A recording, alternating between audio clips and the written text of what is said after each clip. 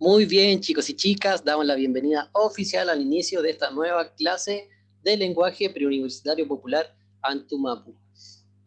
Luis se acaba de quemar la garganta porque se tomó el seco el café, así que no se lo tome tan rápido. Después lo van a empezar a vender y va a bajar el precio porque está quemado.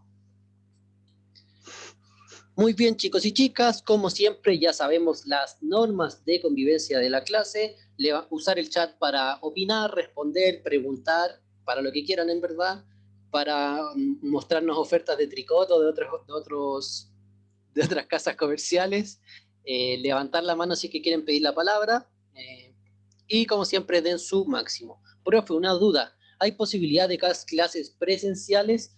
La verdad no creo. Por lo menos lo que yo ya egresé, pero lo que me han contado los chicos y chicas que todavía están en la U es que no hay ninguna noticia, ni siquiera para los estudiantes de la universidad, de volver a clases presenciales. Por lo tanto, para nosotros en menor medida, menos aún, nos van a prestar las salas si es que ni siquiera están haciendo clases los alumnos que están matriculados en la U. Así que por ahora no hay ninguna información relacionada a eso. Así que no hay posibilidades, pero no prontas. Quizá el próximo año. Sí, se devaluó el Luis por la quemada, es verdad. Solo volvieron los colegios. Sí, yo vuelvo el lunes presencial. Ahí vamos a tener que hablar, Fer, porque voy a igual estar complicado algunos días, más atrasado con el horario. Tengo algunos días clase hasta las 5 el jueves, así que ahí vamos. Bueno, ahí te cuento un poco mejor. Bueno. Bien, ¿cómo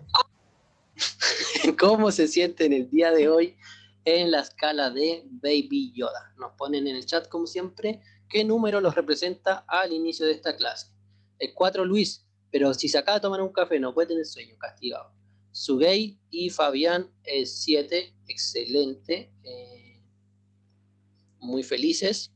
Los felicito por el ánimo, gracias por el entusiasmo. Me alegro mucho por los números 7, por los números 9 también.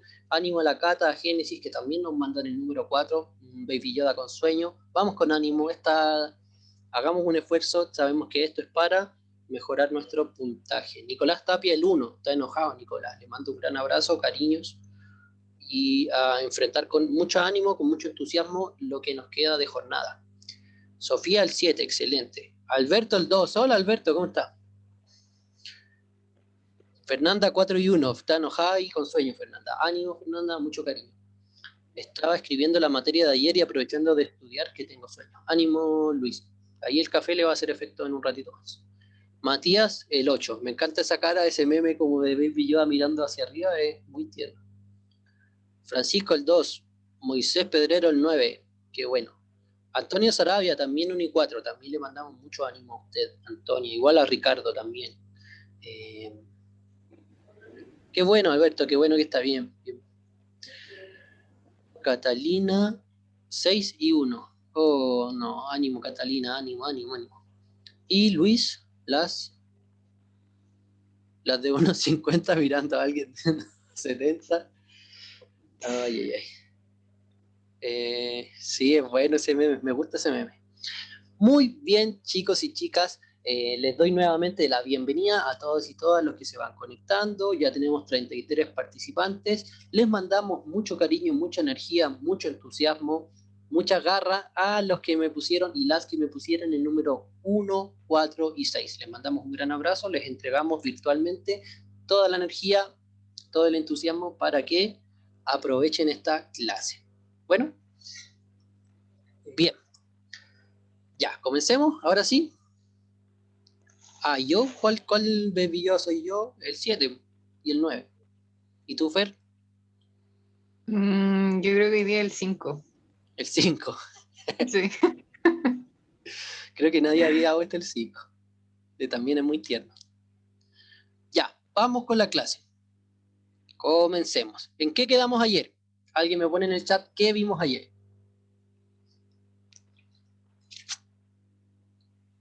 El que pone primero gana 100 pesos. Texto positivo, dice Catalina Ferrari. Excelente, Catalina, ganó 100 pesos. Muy bien, y está atenta de ayer. Pongan una escala de emociones de Marvel. Creo que hemos puesto de Iron Man, si no me equivoco, pero para la próxima semana podemos traer de Scarlett Johansson, que salió su película ahora. Es Ferrari, po.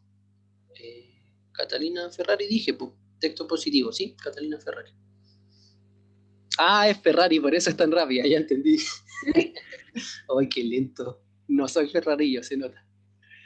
Escala de emociones de los pandas, esa también podríamos buscarla, no he encontrado, pero la voy a buscar. De Loki no he visto tampoco, pero tengo de Black Widow y de Iron Man. Esas podemos traerles la próxima semana. Sí, ando lento hoy día, ando lento. No, no ando, se me dejé el Ferrari en mi garage, en mi otra casa, en la casa de la playa la dejé. De Spider-Man, de Rayo McQueen, no hay Rayo McQueen hoy día. Sí, dejé el Ferrari ahí pastando. Bien, como dijo Catalina Ferrari muy bien, la clase pasada, la clase de ayer, vimos textos positivos. Dentro de textos positivos, sobre todo, vimos la funcionalidad del texto positivo. Si se recuerdan, ¿cuál era la función del texto positivo? Era compartir, ¿no es cierto?, exponer contenidos, materias de algún tipo para aumentar el conocimiento del receptor del texto respecto a ese tema. Y casi siempre decíamos también de que el texto positivo siempre estaba dado bajo una diferencia de conocimientos. Siempre hay como el expositor, la persona, el emisor del texto maneja más la información que los receptores. Y por eso expresa esa información para que los receptores aumenten su conocimiento respecto al tema expuesto. Por eso se llama texto expositivo. Sí, tarea para la casa, todos busquen escalas de Marvel y nos las mandan por correo si es que encuentran, ¿ya? Yo digo que para fin de año las últimas 3 clases hagan escalas de los profes. Podríamos hacer una escala de fotos de los profes. Cuando tengamos tiempo me voy a poner a sacar pantallazos de los YouTube y hacemos una escala de los profes, ¿ya? Bien. Volviendo a la clase, lo que hoy día vamos a tratar. Hola Glora, bienvenido, bienvenida. Lo que hoy día vamos a tratar es, dentro del texto expositivo, los modelos de organización global. ¿Ya? Esto es súper importante porque, como les decía un poco antes, los modelos de organización global no aplican solamente para los textos expositivos, sino que aplican para la gran mayoría de los textos. Así que entender esto nos va a servir mucho para analizar todos los textos de la prueba. Así que vamos con harta atención, con harto ojo y con hartas ganas, ¿ya? Vamos allá. Les recomiendo anotar esto si es que ocupan cuadernos, si es que ocupan Word para anotar, tomen apuntes de estos, porque estos son los modelos de organización global que vamos a ver el día de hoy. ¿Ya? Se los voy a dejar ahí un segundito para que tomen apuntes, ojalá al menos de los nombres. Ya con los nombres igual uno se aprende como los modelos. Aprendiéndose los nombres, como que el propio nombre es bastante explicativo igual. ¿Enviarán el PPT? Pregunta Sugei. Si no me equivoco, ya está arriba el PPT. Sí, ahí no me confirma la Fer que lo va a subir enseguida. Bien, entonces, como les decía, estos son los modelos de organización global de los textos. ¿Qué son los modelos de organización global? Como lo dice su nombre también, son modelos, son formas en que un texto se organiza completamente. Es decir, que todo el texto, por eso global, todo el texto va a estar organizado en una gran orden, ¿ya? Está organizado, está ordenado bajo ciertos parámetros que pueden ser enumeración descriptiva, problema, solución, causa, consecuencia, comparación o contraste, secuencia temporal y por último los modelos deductivo o inductivo. ¿Ya? Esos son 2 modelos, pero los pusimos en uno solo porque ya están súper relacionados entre sí. Igual algo lo hemos mencionado, hoy día lo vamos a trabajar un poco más. Bien, entonces ojalá que puedan anotar el nombre al menos de estos modelos, porque como les decía, van a aplicar en casi todos los tipos de texto. Enumeración descriptiva, como lo dice su nombre, enumeración descriptiva va a ser una descripción donde se enumeran las características de aquello que se está exponiendo. Entonces, generalmente estos textos van a tratar de describir algo y van a enumerar todas sus características, básicamente. Cuando hablamos de una organización global a través del modelo problema-solución, obviamente vamos a comenzar exponiendo un problema para al final del texto, en la conclusión probablemente, llegar a la solución de ese problema o a varias soluciones.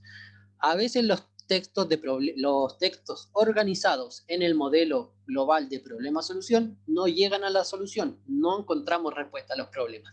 Pero en ese caso se desarrollan todos los antecedentes del problema y posibles soluciones o áreas de estudio que podrían llegar a una solución. Bueno, tenemos causa-consecuencia, obviamente algunas cosas generan consecuencias, ¿no es cierto? Nos presentan causas que traen consecuencias. El modelo de comparación y contraste siempre va a analizar dos ideas, dos conceptos, y los va a comparar o contrastar.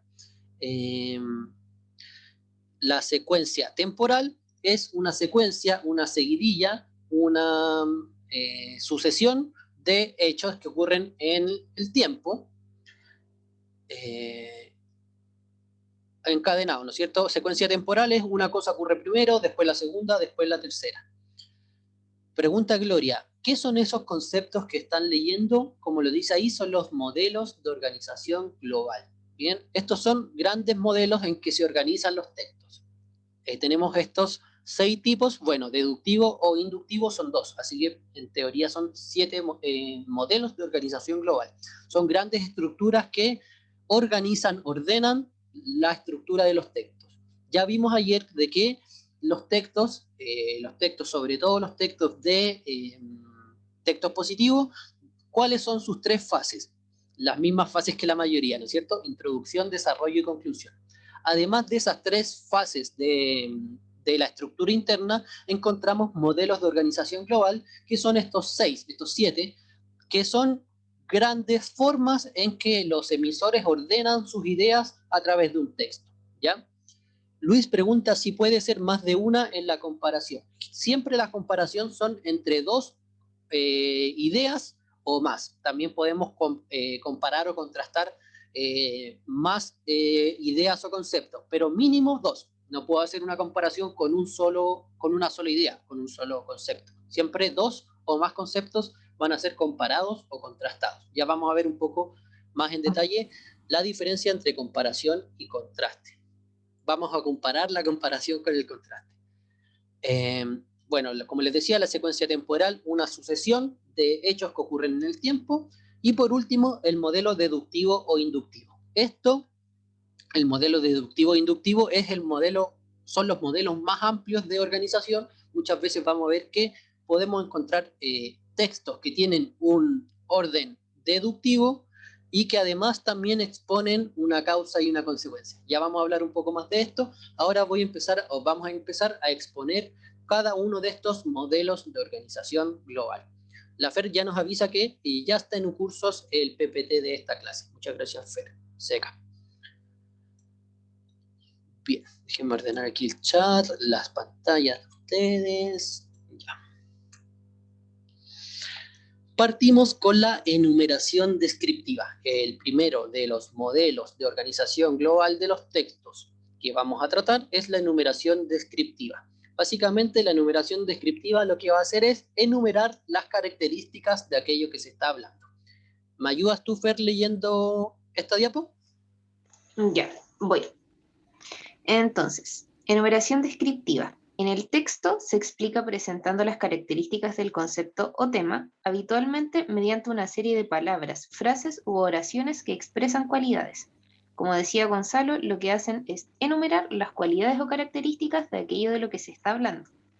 Entonces, las cualidades serán mencionadas una detrás de otra, por eso se llama enumeración descriptiva, ya que va describiendo una a una las características de aquello que se está presentando.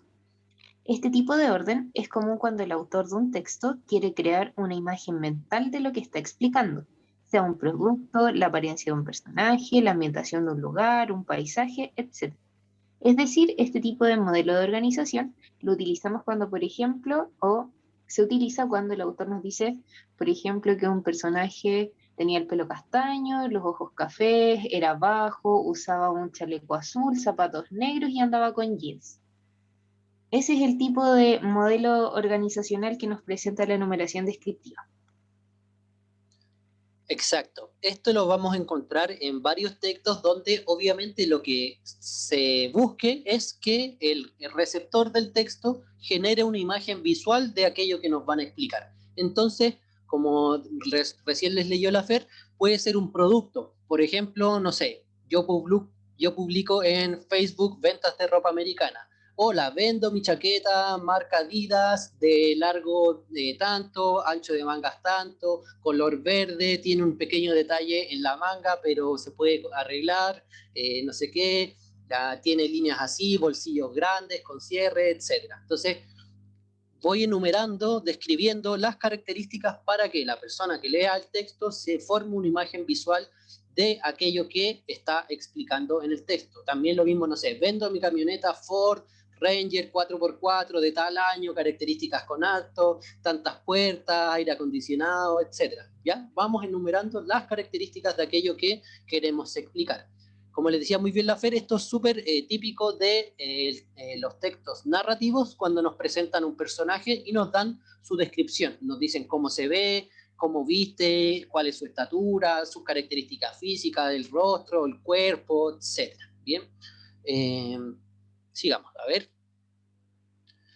Por ejemplo, tenemos aquí una imagen, una señorita, y tenemos una enumeración descriptiva, en este caso, con flechas, ¿no es cierto? Nos dicen pelo azul, lentes y aros, que saluda con la otra mano está sosteniendo un libro abierto, ocupa pantalones azules, tiene una postura firme, etc. Estamos describiendo, enumerando las características para formar una descripción de algo, una descripción en este caso de esta profe que está aquí. Bien. Tenemos otro ejemplo, Fer. Dale tú. Ya. Entonces, el ejemplo dice así. ¿Qué es ser niño? Es creer ciegamente en los demás, es correr alegremente tras las mariposas, es saludar a la luna, es, en suma, una fuente inagotable de inocencia y confianza en los demás. Si se fijan, acá es como súper, no sé, poético lo que dice, pero en realidad lo que hace es enumerar características de la niñez. Por ejemplo, dice que creen ciegamente en los demás, corren alegremente tras las mariposas, saludan a la luna y que además es una fuente inagotable de inocencia y confianza en los demás. Por muy bonito que suene, finalmente lo que hace es darnos características de la niñez desde su perspectiva. Exacto. Si se fijan aquí es un ejemplo un poco distinto de los que les mencionábamos. Aquí no nos venden ni un producto ni tampoco nos presentan un personaje, sino que están explicando una idea que es la niñez. Y esta niñez desarrollan el concepto a través de describir características propias de los niños y las niñas. Bien. Así que eso es básicamente la enumeración descriptiva. Recuérdenlo siempre, como les decía al inicio de la clase, estos modelos de organización global son bastante intuitivos en sus títulos. Enumeración descriptiva, me describen enumerando las características. Así que, excelente, vamos con el siguiente. Esa era enumeración descriptiva.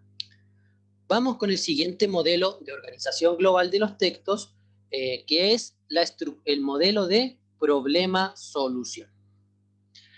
El modelo de problema-solución se ocupa cuando en un texto se explica presentando el tema como una dificultad. Bien, el tema central del texto, de un texto ordenado en el modelo de problema-solución, su tema central va a ser una dificultad o un problema, como lo dice el título, un problema. Ese va a ser el tema central del texto.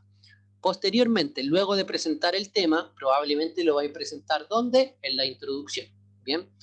Luego, este texto se va a cerrar dando la respuesta al inconveniente final. Bien, esta es la estructura favorita, es el modelo de organización favorito de la profe Fer, por lo que dice ahí en el chat, en donde se nos presenta un problema y se va desarrollando ese problema hasta terminar con la solución o la respuesta a ese problema. Bien, este orden global es bastante común en textos expositivos donde se expliquen respuestas encontradas para diferentes problemas. Bien, en la introducción se va a definir el problema, en el desarrollo se va a describir los factores que ayudaron a encontrar la respuesta y finalmente la respuesta se va a presentar generalmente en la conclusión.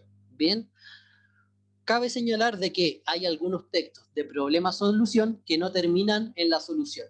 Bien, hay veces que hay textos que se ordenan como problema-solución y dicen, bueno, por ejemplo, no sé, el VIH. El VIH nos cuenta toda la historia del VIH, los primeros casos, cuáles son las investigaciones que se fueron desarrollando, y termina con decir, estamos a punto de encontrar una respuesta, una solución, una inyección que ayude a prevenir o a impedir de que el virus se exprese en la enfermedad del SIDA, por ejemplo. Bien, aunque no termine con la solución, siempre va a definir el problema en un inicio y va a desarrollar los factores que nos ayudan a encontrar la respuesta.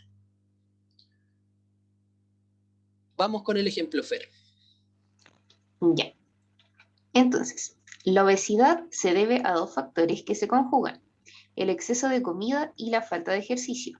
Para evitarla o para superarla se deben hacer dos cosas: disminuir la cantidad de alimento que se ingiere y aumentar el ejercicio físico.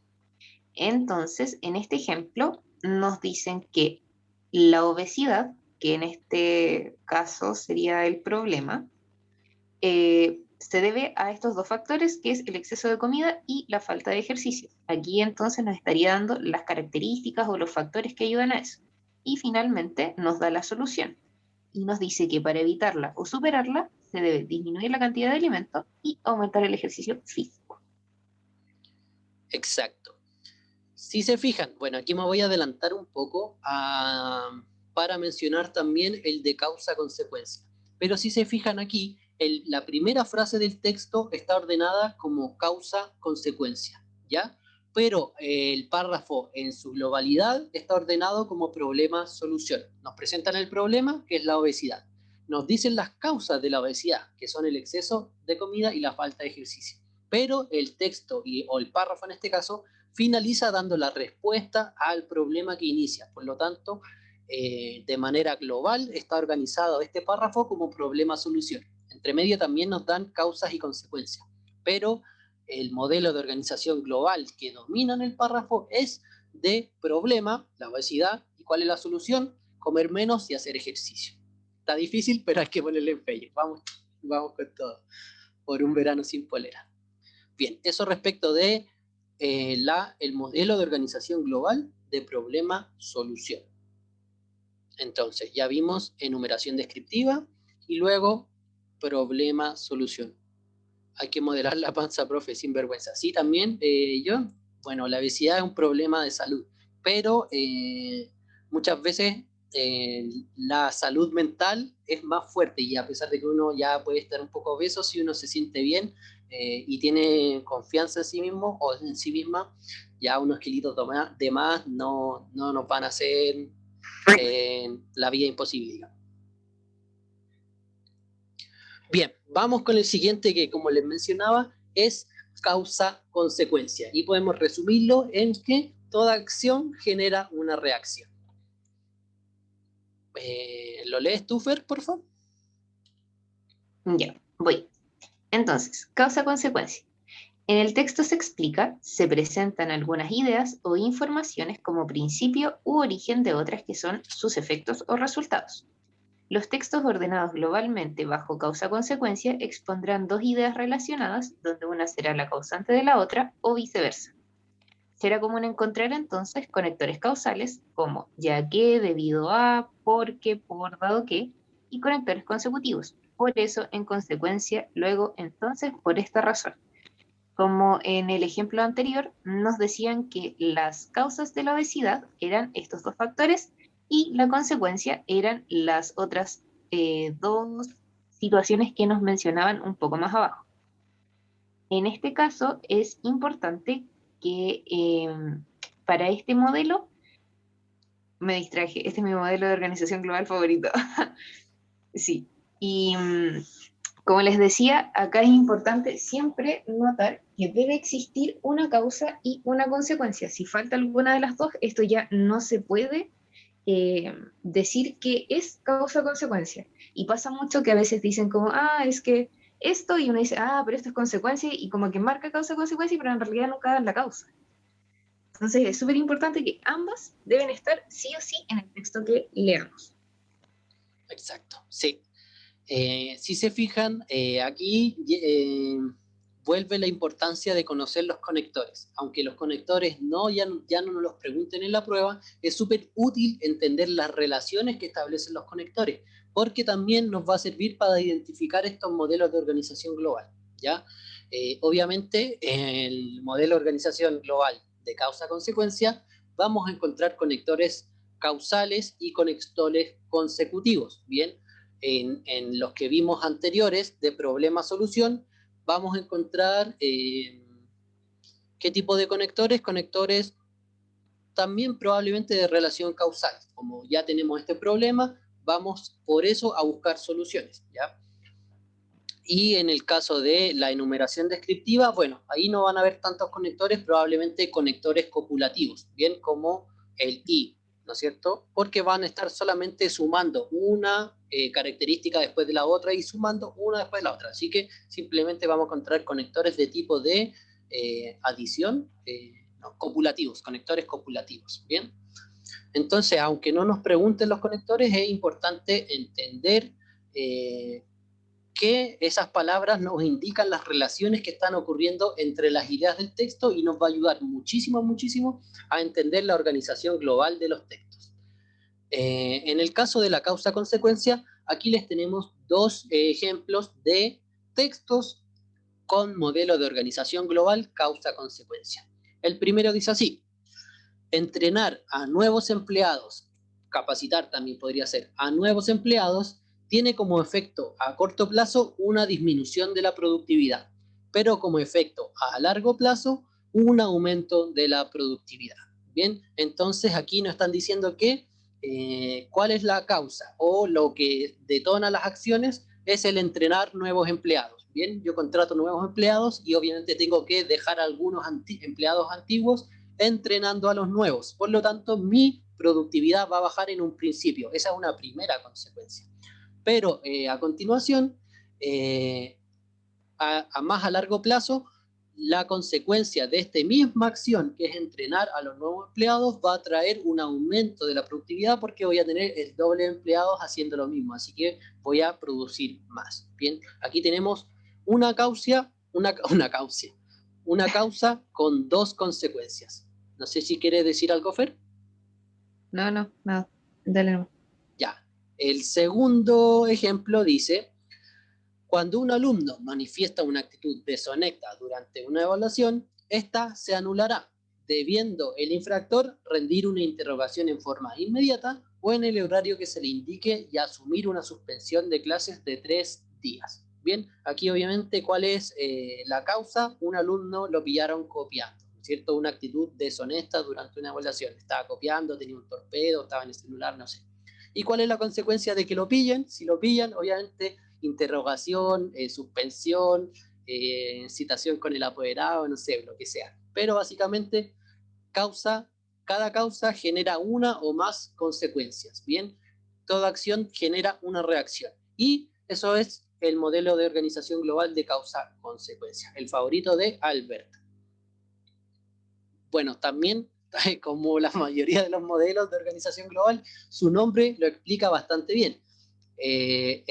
Los textos ordenados en causa-consecuencia van a exponer desde las causas en la introducción a las consecuencias que se van a desarrollar en la conclusión. Excelente. Modelo de causa-consecuencia.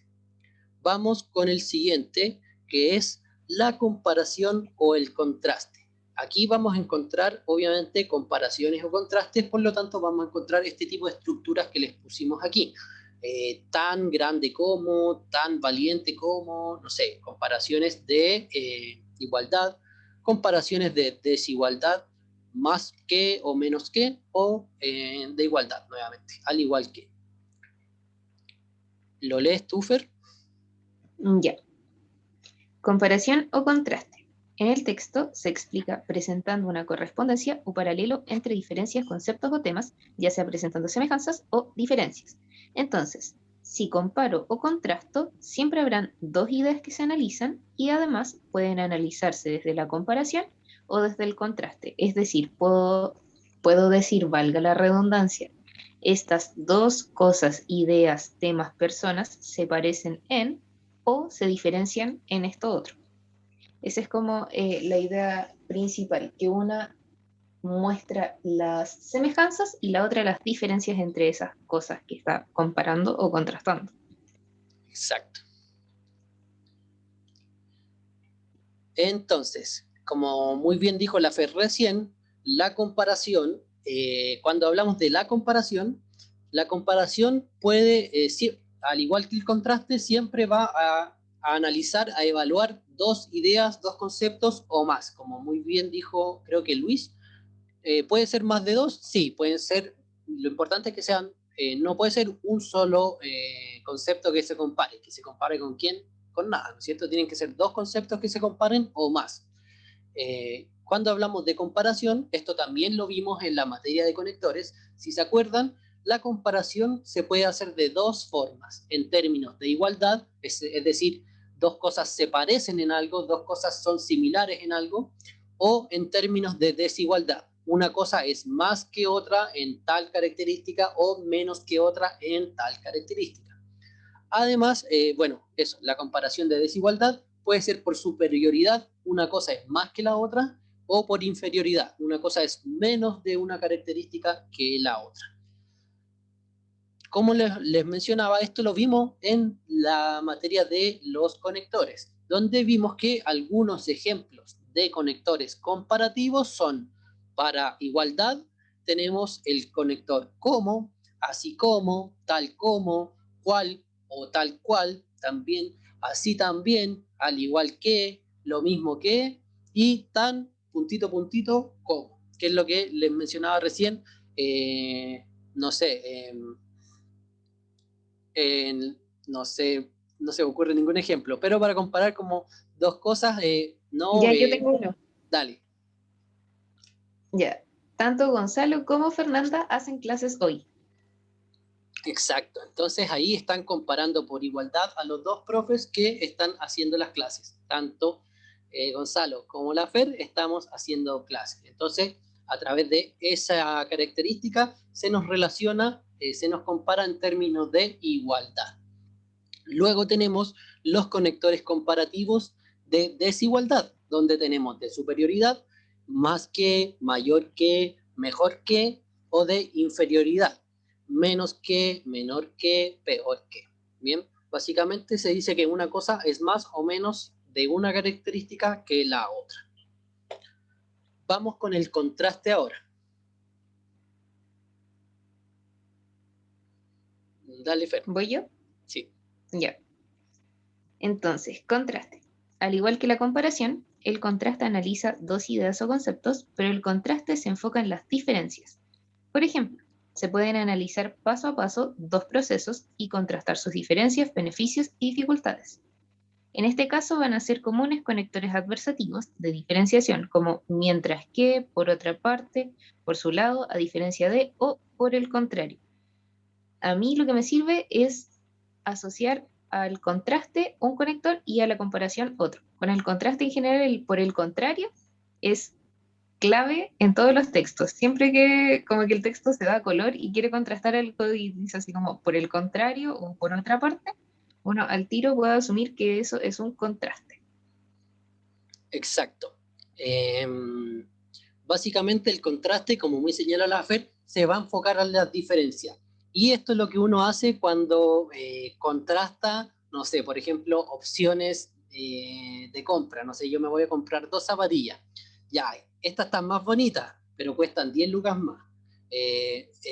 Estas otras no son tan bonitas, pero están 10 lucas más baratas, igual se ven de buena calidad. Y así uno empieza como a comparar las diferencias para tomar una decisión. Eso es cuando uno contrasta como dos cosas que se quiere comprar. También cuando contrasto, no sé, pucha, es que no sé si votar por Boric o por Jadwe. Entonces me pongo a ver los programas de gobierno. Mira, este dice esto respecto a la educación. Ah, pero este quiere legalizar las drogas. Ah, pero este, no sé, va a aumentar las pensiones. Entonces empieza uno a comparar las diferencias que hay entre distintos conceptos. Como mencionábamos antes, pueden ser más conceptos. Puedo comparar dos o más, tres, cuatro, cinco cosas y compararlas por sus diferencias, siempre, ¿ya?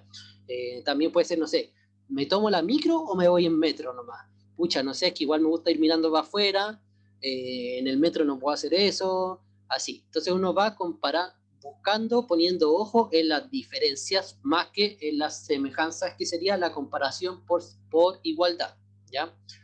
Cuando hacemos comparación por desigualdad, también es una forma de contraste, porque nos estamos fijando que una cosa es más de algo que otra. Por lo tanto, estamos enfocándonos en las diferencias, ¿ya? Solo que el contraste, como bien dice la Fer, se centra mucho más en las diferencias y podemos encontrar conectores adversativos de diferenciación, ya que va a fijarse en las diferencias, ¿ya? Así que eso respecto a la comparación y al contraste. Obviamente, compara o contrasta. Como que lo he dicho mucho, como que los nombres explican súper bien todo. Dígame, Alberto. ¿Podríamos dar otro ejemplo de comparación en igualdad? Comparación en igualdad. Vamos a ver los ejemplos que tenemos. Sí. A ver, aquí tenemos un ejemplo, pero de contraste, ¿ya? A ver, no sé si hay otro. No, este también es de contraste. Este contraste es muy bueno. Entre Edison y Homero, cero invenciones Homero y Edison, ¿bien? Eh, ya, comparaciones por igualdad. Bueno, la profe Fer acaba de decir una, ¿no es cierto? Tanto Gonzalo como Fernanda están haciendo clases. No sé, muchas veces se dicen similitudes, no sé, yo puedo decir, por ejemplo, no sé, Esteban Paredes jugó tanto en Colo-Colo como en Coquimbo, en el fútbol profesional, por decir una cosa. Estamos buscando cosas que son iguales en dos situaciones, ¿ya? Fer, ¿tiene algún otro ejemplo que me puedas ayudar? Sí, pero tengo un ejemplo de comida. Dale. Ya. Tanto las hamburguesas como los fideos son muy ricos. Excelente. Ahí estamos comparando, ponemos en igualdad la calidad de tales alimentos. Tanto las hamburguesas como los fideos son ricos. Me gustan tanto los fideos como las hamburguesas. La profe antojando dice. Sí, eso Iba a decir básicamente, pizza. bueno, sí, pizza también. Lo importante de la comparación por igualdad es que siempre, aunque sean dos cosas que parezcan muy diferentes, yo voy a poner ojo, me voy a centrar en las cosas que lo hacen iguales, ¿ya? No sé, por ejemplo, tanto Cast como no sé, Boric usan camisa, no sé, por buscar un punto en común, ¿no es cierto? Eso es lo importante de la comparación por igualdad, en donde yo siempre voy a poner dos cosas como que se parezcan, ¿ya? También se ocupa mucho la comparación por igualdad en las figuras poéticas. Cuando yo comparo, no sé, hay, no sé, varios como el río se veía como una serpiente de plata. Entonces yo comparo una serpiente de plata con un río por cómo se ve. Dime, Fer. Me surgió una duda a propósito del ejemplo de Boric y Kast. ¿Ya? ¿Podría hacer una comparación por igualdad con el conector ni?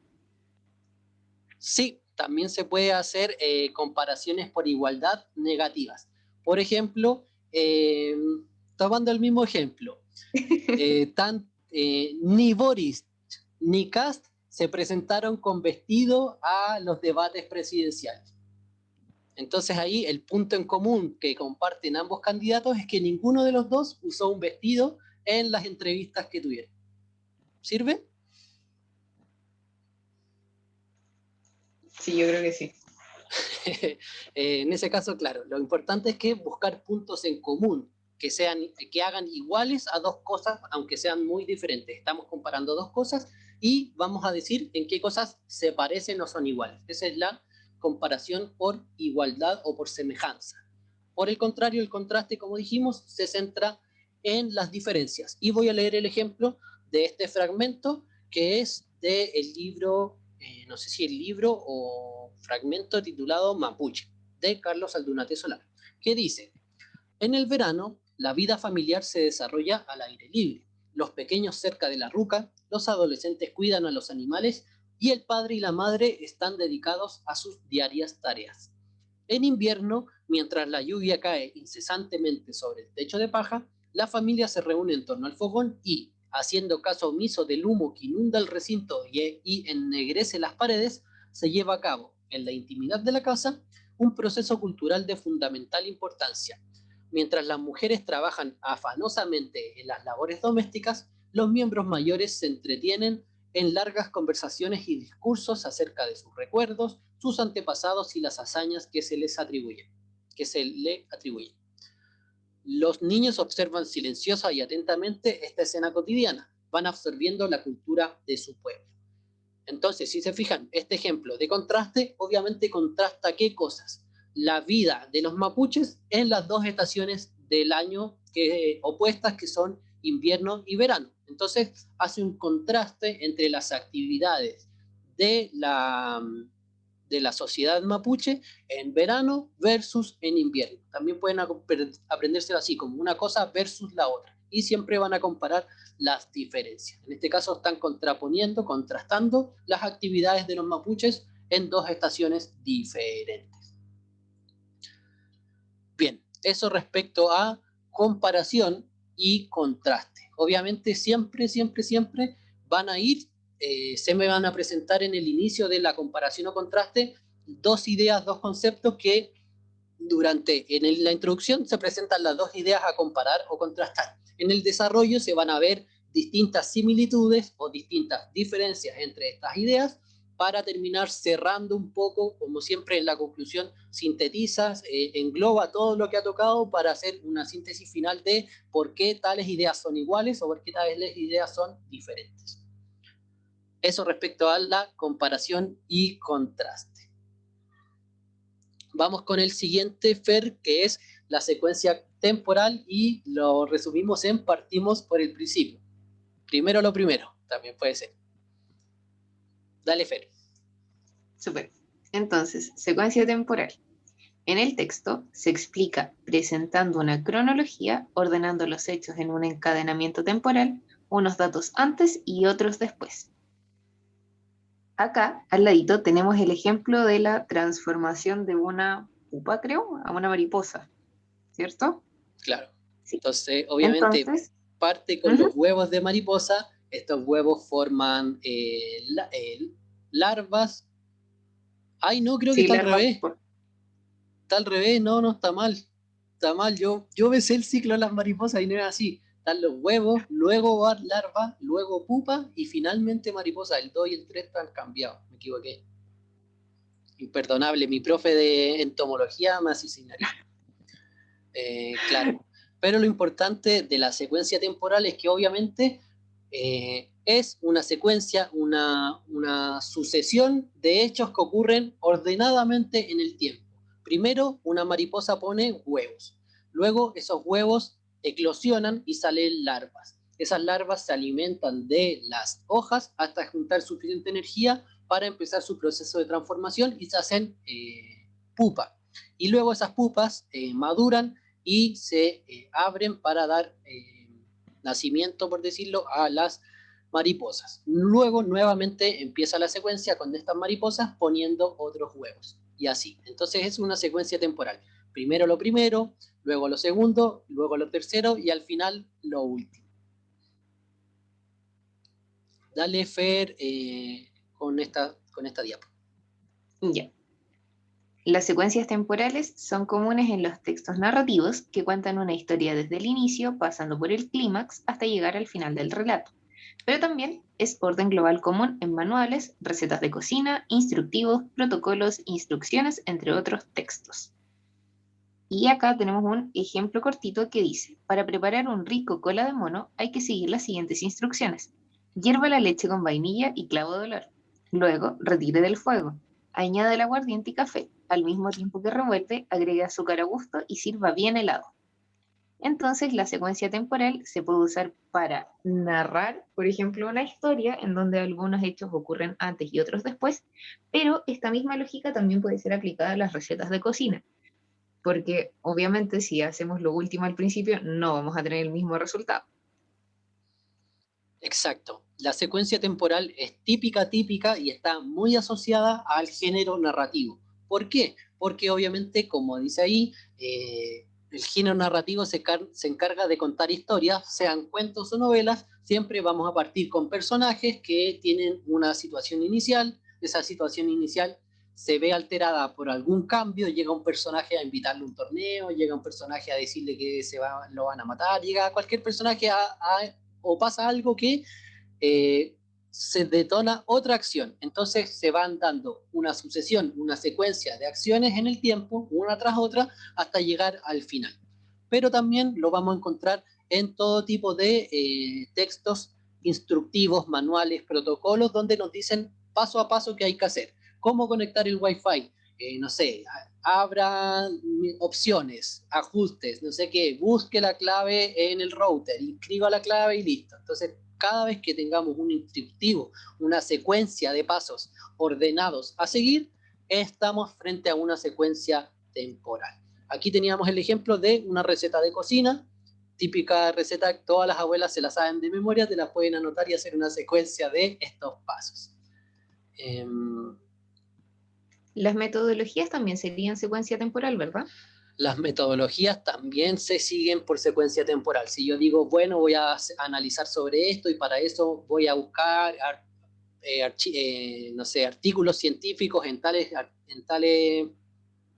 páginas, luego voy a montar este experimento, finalmente voy a analizar los datos con este software y voy a entregar las conclusiones así. Las metodologías también siguen una secuencia ordenada de pasos que corresponde a un orden de secuencia temporal. Muy bien, Fer. No sé si se les ocurre algún otro tipo de texto donde se ocupe el orden de secuencia temporal, el modelo de secuencia temporal.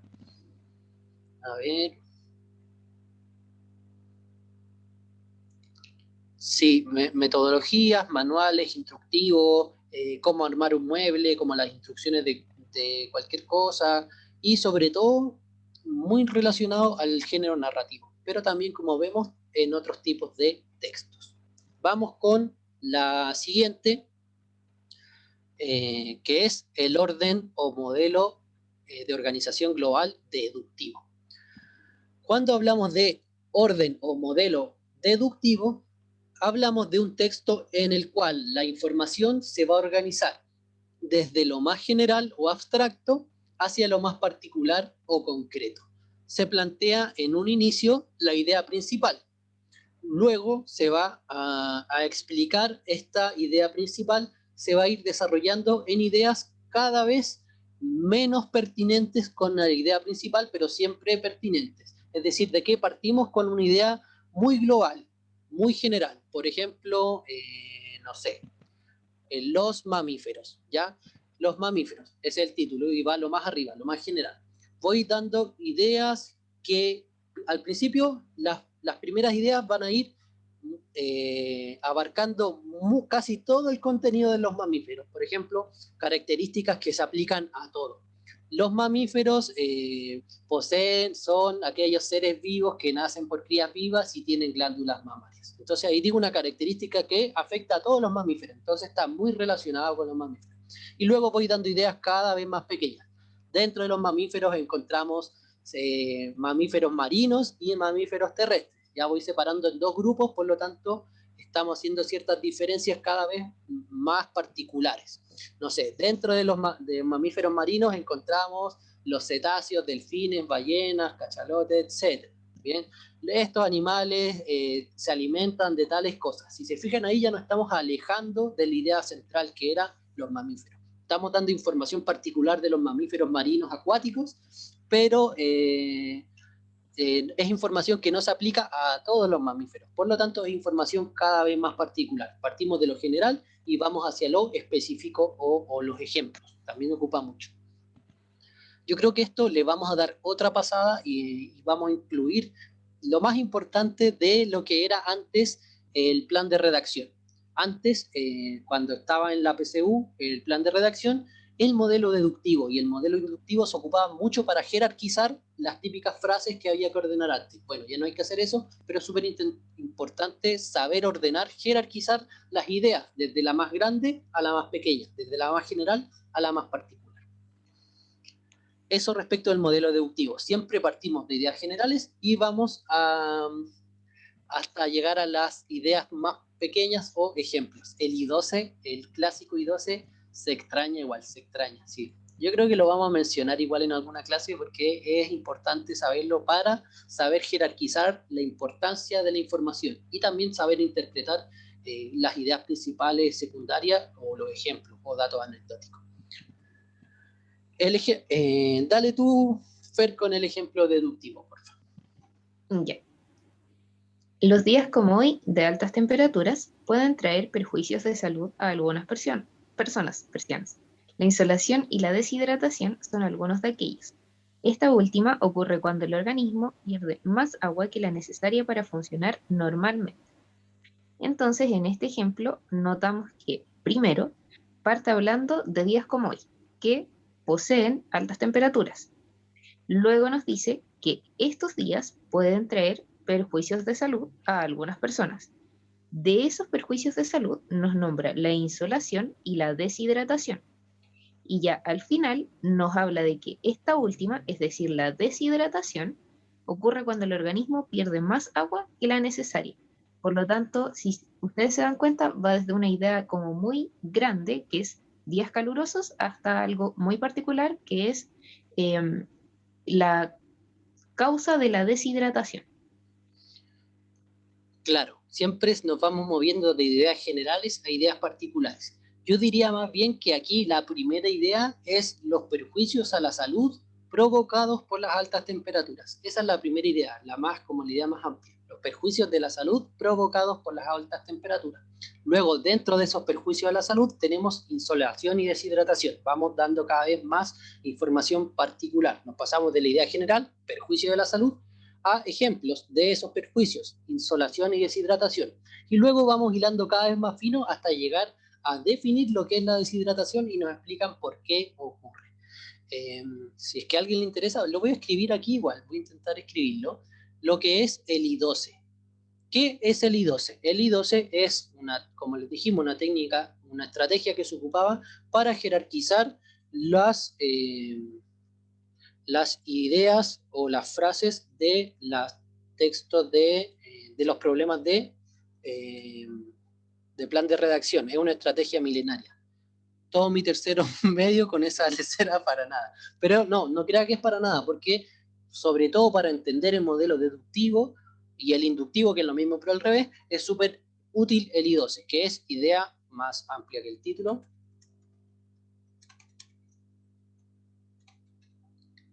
Ay, espera. Nunca escribo, así que quería escribir un poco.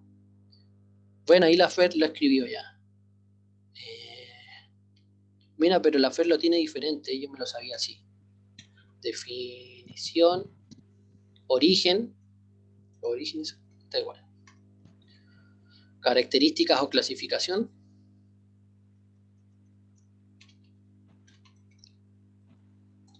Y por último, los ejemplos. Excelente. Entonces, bueno, aquí entre medio estaría el título del texto, ¿ya? Bueno, si en verdad esto ya no está en ese ejercicio, entonces no lo vamos a tener que hacer, ¿ya? Pero básicamente podríamos decir, todo texto va a partir con el título. Hay veces que hay ideas más amplias que el título luego del título, pero eso ocurre pocas veces. Luego del título vamos a tener la definición del tema principal. Eso es lo segundo, como en lo más general, es lo segundo más general, o lo primero más general si es que no hay una idea más amplia que el título. Luego de dar la definición de lo que es el tema que se va a tratar, vamos con el origen de este tema, cuándo nació. Cada vez vamos bajando como en la jerarquía de importancia. Luego del origen de esta idea, vamos a ir a las características generales que se aplican a todo. Luego vamos a ir a las clasificaciones, a las distintas divisiones que existen dentro de esta idea, para terminar con los ejemplos. Si se fijan aquí, en este mismo ejemplo que tenemos en la pizarra, en la pantalla, en la pizarra, en la pantalla, ¿cuál es la definición del tema? Los perjuicios de la salud. Algunos orígenes puede ser por las altas temperaturas, por ejemplo. Luego, características o clasificaciones. Aquí parte al tiro directo con los ejemplos. Ejemplos, insolación y deshidratación. Y luego se especifica aún más sobre ese ejemplo en particular. Entonces siempre vamos a ir desde las ideas más amplias al principio hasta los ejemplos al final. Ese es el orden deductivo y la estrategia del I12. Continuemos ahora, sí que sí, ya se nos está acabando el tiempo. Espérenme, que quiero borrar todo. Borrar todo, ya. Super. El siguiente es el inductivo, que es básicamente lo mismo, pero al revés, Fer. Dale tú. Claro, entonces el modelo inductivo nos dice que la información se organiza desde lo más concreto o particular para ir extrapolando características y conceptos o vinculándolos en abstracciones mayores hasta llegar a una perspectiva general del asunto o a la mayor teorización. Y además nos dicen que es muy útil al trabajar casos que muestran fenómenos o conceptos. Entonces, si el modelo deductivo iba desde lo más grande a lo más pequeño, este es al revés, va desde lo más pequeño o lo más particular hasta las ideas más grandes o que abarcan más dentro de lo que se está hablando. Exacto. Entonces, dale tú. Ya, el ejemplo nos dice que los limoneros son árboles de hojas verdes, los naranjos son árboles de hojas verdes, los parrones son de hojas verdes, los manzanos son árboles de hojas verdes, pareciera que los árboles frutales son todos de hojas verdes. Para esto debe haber alguna razón botánica. Exacto. Entonces aquí empieza a analizar caso a caso los ejemplos. Los limoneros, los naranjos, los parrones, los manzanos. Todos tienen hojas verdes. Entonces saca varios ejemplos que siguen la misma tendencia y extrapola una idea más amplia, una idea más general o una ley que se aplica a todo, que es que parece que los árboles frutales son todos de hojas verdes. Debe haber una razón botánica para esto. Bien, yo le informo que no, que hay árboles frutales que tienen otros colores de hojas, como los ciruelos, pero bueno, aquí lo importante es entender que vamos desde los ejemplos hacia las ideas más importantes. ¿Qué es extrapolar? Extrapolar es como concluir, es como es lo que hacemos en las inferencias, como extraer información que no estaba textual, pero que se puede desprender de ahí. A eso nos referimos con extrapolar. De estos distintos ejemplos, concluye una idea más amplia, extrapola una idea más amplia, infiere una idea, una conclusión general de estos casos particulares. Bien, ojo ahora, ¿por qué? ¿No se movió? ¡Ahí está! Ojo, ya, hemos hablado todo este rato de que los modelos de organización global dominan un texto, pero hay que saber de que estos modelos no son exclusivos para cada texto. En cada texto muchas veces nos vamos a encontrar que un mismo texto tiene más de un tipo de organización global. Por ejemplo, podemos encontrar un texto ordenado como problema-solución de forma global. Si vemos todo el texto, pasa del problema, desarrolla las características de ese problema y cómo enfrentar la solución para llegar a la solución. Pero que en la introducción de ese texto se nos van a hacer una enumeración descriptiva de las características del problema. O que en el desarrollo se exponga como una secuencia temporal los factores que llevaron a la obtención del problema. ¿Ya? Entonces podemos decir de que hay que buscar, o sea, de que podemos tener más de un modelo de organización global en un mismo texto, pero siempre hay que buscar el que domine totalmente, ¿bien? Por lo tanto, debemos observar el texto en su totalidad para descubrir el modelo de organización dominante en el texto completo, aunque en cada párrafo domine otro modelo, ¿bien? Mucho ojo ahí porque, como les dije, podemos encontrar un texto que globalmente sea problema-solución, pero que la introducción sea enumeración descriptiva, que el desarrollo sea secuencia temporal, para finalmente en la conclusión volver a resolver el problema que planteó en el inicio, ¿ya? Entonces, podemos encontrar más de un modelo de organización global, pero hay que buscar el que sea más dominante en el texto completo. Bien, vamos con ejercicios, nos quedan los últimos minutitos, yo creo que en 5 minutos igual alcanzamos a hacer los ejercicios.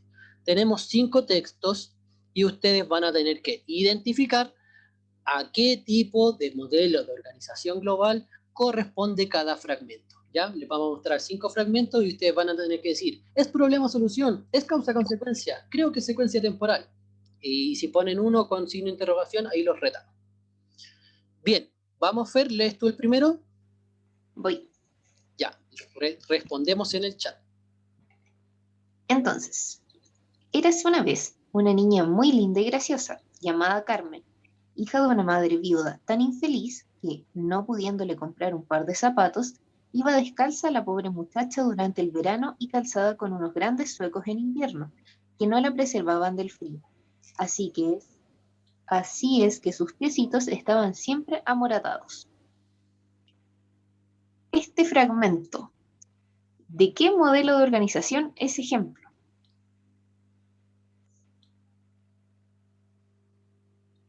Causa-consecuencia, dice Luis y Catalina. Génesis, enumeración descriptiva.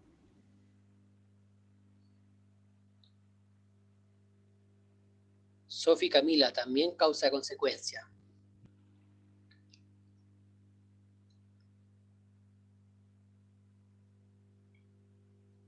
Catherine, también causa-consecuencia.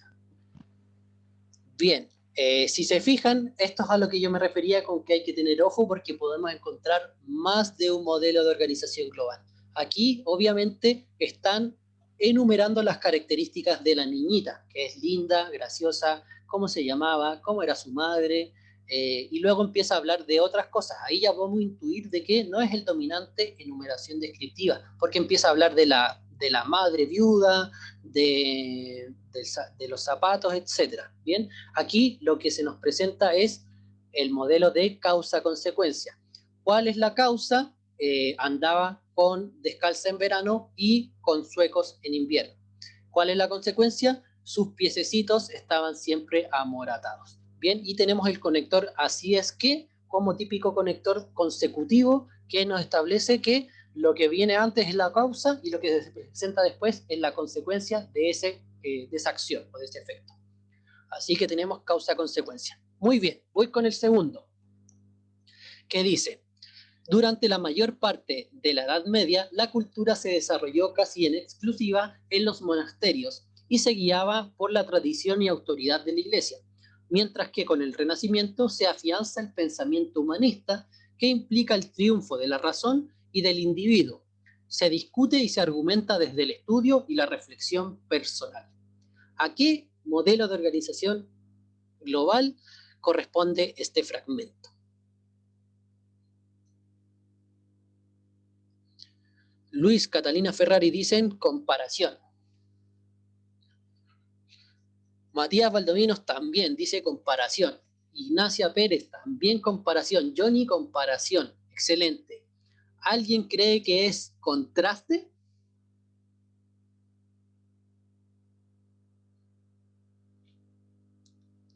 Un poco de ambas, dice. ¿Cómo?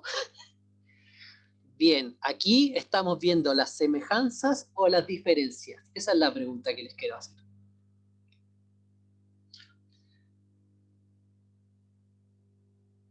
Ah, es contraste entonces. Sí, es contraste, porque estamos enfocándonos en las diferencias. Bien, no estamos diciendo qué cosas hay en común entre la Edad Media y el Renacimiento. Estamos enfocándonos en las diferencias que hay entre la Edad Media y el Renacimiento. En la Edad Media era la autoridad de la Iglesia y la tradición. El Renacimiento era el estudio y la reflexión personal, el pensamiento humano. Por lo tanto, era comparación o contraste, pero en este caso está más cerca del contraste que de la comparación. No se preocupen porque igual estaban bien, comparación o contraste. Identificaron que eran dos cosas que se estaban comparando, pero estaban enfocándose en las diferencias. Así que estaban bien, 75% bueno. Era comparación y contraste, y como les dije, era más contraste que comparación. Vamos con el siguiente, Fer. Ya. Entonces, ser motor no. Sí, Cata, piensen que no les van a preguntar esto en la PSU, es para que ustedes sepan leer un texto y decir, ah, este es comparación o contraste, ah, este es de enumeración descriptiva, para que ustedes identifiquen las características de los textos, no les van a preguntar esto directamente. Ahora sí, Fer. Ya, ahora sí entonces. Uno de los males más potentes del último tiempo es la falta de motivación escolar. Expertos aseguran que los niños no ven con agrado llegar al hogar con un cúmulo de tareas por realizar, tareas que podrían ser hechas en el tiempo que permanecen en el colegio, en el espacio de esas asignaturas fantasmas o talleres por rellenar horario que les obligan a asistir. A esto se suma el desgano que sienten de los docentes cuando les realizan las clases y la monotonía de las metodologías que utilizan. ¿Qué modelo domina en este fragmento? Este está un poco más difícil. Sí, creo que tiene varios como muy fuertes. Creo que La cosa. vamos a tomar 3 minutitos de su recreo hoy día, chicos y chicas, para terminar los 5 textos. Ya les pedimos perdón igual, nos extendimos un poco de lo que tenía planeado. Nos dejó en blanco, quedé así. Calma, profe. Léalo de nuevo con más tranquilidad, a ver si les cae cuál es. Química nos quita el recreo entero. Ah, bueno, entonces estamos mejor que química.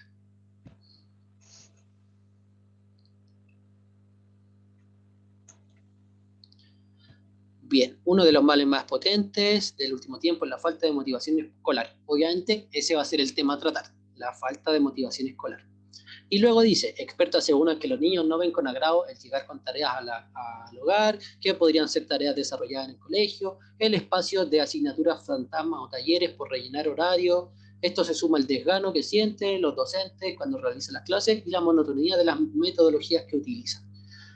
Deductivo. No, estamos en estos ejercicios no está ni deductivo ni inductivo, ¿ya? Bueno, de hecho, como les decía, deductivo e inductivo están presentes en la mayoría de los textos simultáneamente con los otros modelos, ¿ya? Pero aquí estamos trabajando los otros. Comparación, contraste, enumeración descriptiva, problema-solución, causa-consecuencia y secuencia temporal. Descriptiva, entonces, dice Catalina Ferrari. Vamos con la respuesta, porque parece que estaba un poco complicada esta. Excelente, Cata. Muy bien, estamos haciendo una enumeración descriptiva. En este caso, damos el tema. ¿Cuál es el tema? La falta de motivación escolar. Y luego se enumeran las características. En este caso está un poco enredado porque parece que presenta un problema. Pero como vemos, no hay solución en este caso. Por lo tanto, más que ser problema-solución, lo que nos está haciendo es enumerando las características, describiendo cómo es la falta de motivación escolar o por qué estaba, cómo se forma la falta de motivación escolar, que por suerte aquí en el PREU no ocurre, los estudiantes y las estudiantes están full motivados, ¿ya? Pero aquí, claro, se nos presenta la falta de motivación escolar y se describen las características de este. Dígame, Fer. Ya, a mí me surgió una duda ahora leyéndolo como por segunda vez. ¿Por qué no es causa-consecuencia? ¿Por qué no es causa-consecuencia? Por eso les decía de que muchas veces podemos encontrar simultáneamente más de un modelo en cada texto, en cada párrafo incluso. En este caso sí tiene un poco de causa-consecuencia, pero más que nada, sobre todo por lo del final, yo creo que está describiendo muchas cualidades de algo, ¿ya? Más que dando las causas, como que describe, igual puede ser causa-consecuencia, pero sí, yo me quedo con enumeración descriptiva, por la seguidilla de características que da. Pero también podría ser ejemplo de causa-consecuencia, sí, la verdad que sí. Pero causa y consecuencia, ya lo vimos, era el de la niñita con los pies morados, así que lo descartamos por eso. Vamos con la siguiente. Creo que nos quedan 2 textos, ¿ya? Voy con este, dice. Una de las causas más significativas de la pérdida de valores es que los padres no están inculcando valores humanos a sus hijos. Esto se puede palpar en los casos donde los hijos no respetan a sus padres. También es palpable en la violencia intrafamiliar. Para que mejore la situación actual del país con relación a este problema, se debe primero reconocer y crear conciencia en todos los sectores sociales. Una sociedad con valores no solamente mejora el nombre del país, sino que afecta también individualmente, logrando que las personas tengan mejores oportunidades de trabajo y una dignidad propia. Bien, ya vemos varias respuestas: problema, solución, Luis, Catherine, Génesis, Ignacia. Antonia también, problema, solución. Bien, ¿cuál será el problema en este caso? La pérdida de valores. ¿Cuál es la solución? Se debe primero reconocer y crear conciencia en todos los sectores sociales. Básicamente esa es la solución. Luego empieza como a desarrollar las consecuencias que tendría esta solución. Claro, para que mejore la situación actual, como nos resalta la Fer ahí, es como el indicador de que nos está proponiendo una respuesta al problema, una solución al problema. Así que, súper, era problema, solución. Vamos con el último, Fer, que ya estamos sobre el tiempo.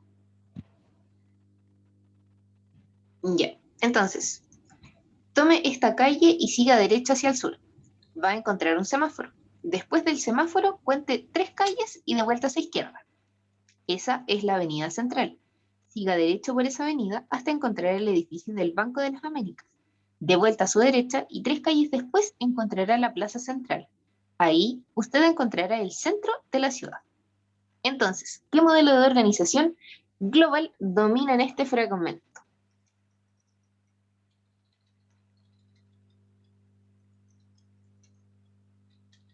Secuencia temporal, enumeración descriptiva. F. Ahí le estaba respondiendo a Antonia, que preguntaba si el texto anterior podría mezclar problema, solución y causa y efecto. Claro.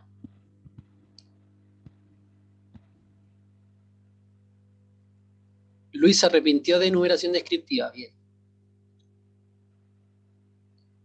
Enumeración descriptiva, en este caso, no, chicos y chicas. En este caso, el que nos faltaba era secuencia temporal. Aquí nos están dando instrucciones para llegar a algún lugar.